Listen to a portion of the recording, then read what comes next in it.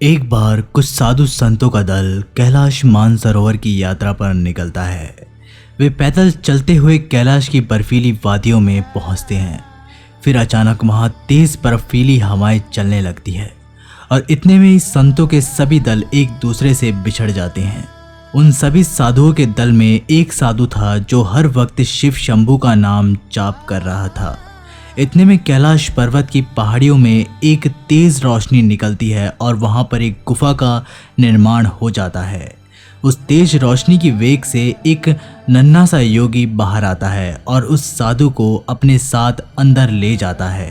वो संत जैसे ही अंदर पहुंचता है उसके होश उड़ जाते हैं। उसने ये कभी नहीं सोचा था कि कैलाश पर्वत के आसपास के इलाके में उसे ऐसा कुछ देखने को मिलेगा। उस घटना ने उसकी पूरी दुनिया ही बदल कर रख दी। आखिर उसे वो नन्हा योगी खींचकर अंदर क्यों ले गया? उस साधु ने अंदर ऐसा क्या देखा जिसे देखकर उसके होश उड़ गए? दोस्तों, ये घटना सच्ची है और दिमाग हिला देने वाली है।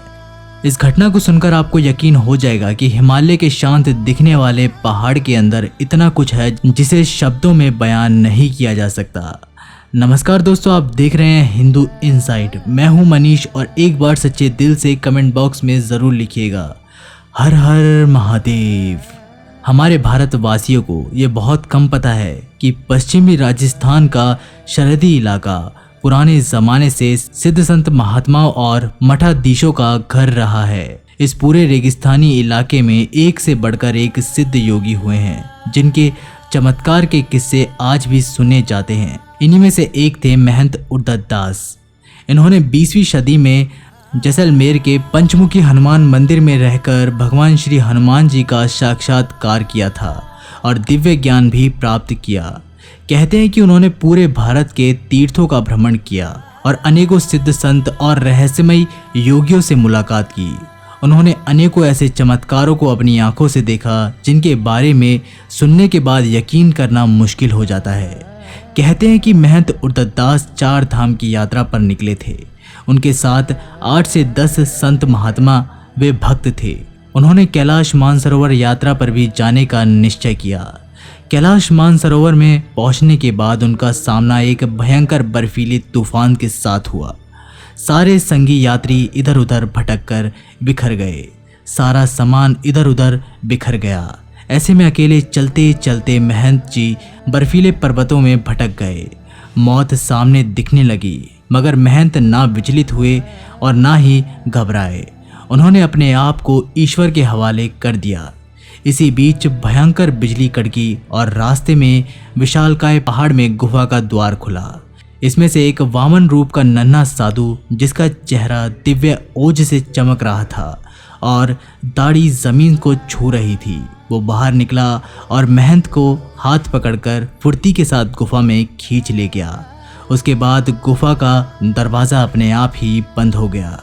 अंदर जाकर महंत जी ने जो देखा वो अपने आप में अजूबा था। अंदर पूरा का पूरा गांव बसा हुआ था। संतों के आश्रम थे और सैकड़ों साधुओं की जमात अलग अलग ढंग से तपस्याचारी में लीन थी। महंत उद्दत दास को वहाँ सुगंधित कुटिया में ठहराया। वह औषधियों का रस पिलाया गया। इससे उनमें तुरंत फुर्ती आ गई। वहीं आश्रम में ही उनके खाने पीने व विश्राम आदि की सारी व्यवस्थाएं चलती रही। वामन वेश वाला साधु वहां पर उन्हें कहीं नहीं दिखाई दिया। 4 दिन बाद वह साधु फिर से दिखाई दिया जो उन्हें गुफा में ले आया था। उस साधु ने महंत को गुफा के बाहर लाकर छोड़ दिया और हाथ के इशारे से सीधा रास्ता बता दिया। महंत ने वापस अंदर देखा तो ना तो वो गुफा थी और ना ही वो साधु था। इस अलौकिक घटना ने महंत के मन पर गहरा असर डाला और वे पहले से भी अधिक भक्ति भाव में रम गए। महंत उद्दत दास महाराज पर हनुमान जी की पूरी कृपा थी और ऐसे में जब जब कोई संकट आता उनके संकट का हनुमान जी अपने आप ही निवारण कर देते थे। दोस्तों, आपका क्या कहना है इसके बारे में? हमें कमेंट करके ज़रूर बताइएगा। अगर वीडियो पसंद आई हो तो लाइक, शेयर और चैनल को सब्सक्राइब करके बेल आइकन को प्रेस करना मत भूलिएगा। तब तक के लिए नमस्कार, टेक केयर।